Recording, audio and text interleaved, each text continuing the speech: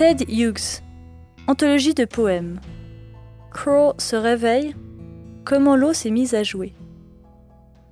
Poète anglais né en 1930, mort en 1998, son œuvre a émergé d'une enfance solitaire dans les Landes du Yorkshire, suivie d'une immersion dans le monde prolétarien, puis d'une formation littéraire et anthropologique à l'université de Cambridge. Dans ces deux poèmes, Ted Hughes interroge les transformations homme-animal-nature, des mixtions de ces identités se jouant dans des espaces douloureux, extatiques, dont son style porte les stigmates. Crow se réveille. J'avais explosé, nuage-bombe, tête-bob.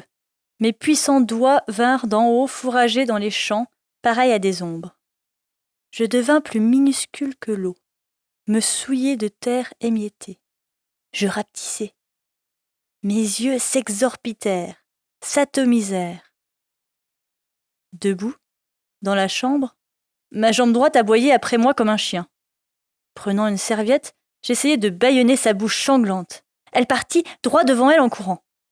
Je la suivis à cloche-pied un bon bout de temps. C'est alors que je tombai sur un engin en forme de piège, appâté avec des entrailles humaines. Une pierre résonnait comme un tambour, un œil me surveillait par l'anus d'un chat. Je remontai la rivière à la nage, totalement propre et lavée, à la nage dans l'eau de neige fondue. Mais je me fatiguai et me tournai sur le côté. Je m'endormis. Quand je me réveillai, j'entendis des voix. Plusieurs voix. C'étaient mes os qui bavardaient entre eux. Couchés à marée haute au milieu des détritus, épars parmi coquillages et plumes de mouette. Mon sternum s'écriait. J'en ai engendré 1 million et assassiné 1 million. J'étais un léopard. Et puis, Non. Nous étions une jolie femme. criait une côte. Non, nous étions des porcs. Nous avions des diables. La hache nous a coupés en 2. Hurlait le pelvis. Quant aux os du pied et les os de la main, ils se battaient entre eux. Nous étions des alligators. Nous avons noyé quelques beautés. Nous ne les avons pas lâchés. Et puis, nous étions des bœufs souffrants. Et puis, j'étais un chirurgien. Et encore, nous étions une gelée puante d'ectoplasme qui avons fait suffoquer une nonne avant de rester plusieurs années dans la cave d'un cordonnier.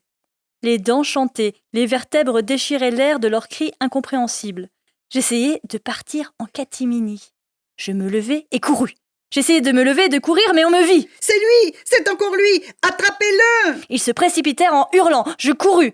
Une main glaciale m'empoigna les cheveux, me souleva du sol et me jucha très haut, au-dessus de la terre entière, sur une étoile en flammes appelée...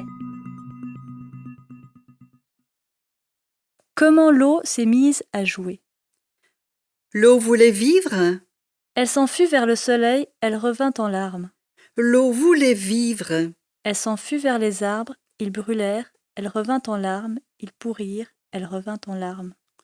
L'eau voulait vivre. Elle s'enfuit vers les fleurs, elles se chiffonnèrent, elle revint en larmes. Elle voulait vivre. Elle s'enfuit vers le ventre, elle rencontra le sang. Elle revint en larmes. Elle s'enfuit vers le ventre, elle rencontra le couteau.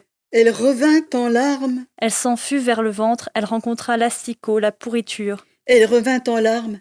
Elle voulut mourir. Elle s'enfuit vers le temps, elle traversa la porte de pierre. Elle revint en larmes. Elle partit à travers l'espace entier, à la recherche du néant. Elle revint en larmes. Elle voulut mourir. Tant et tant qu'elle n'eut plus de larmes en elle, qu'elle demeura couchée au fond de toutes les choses, absolument épuisée, absolument limpide.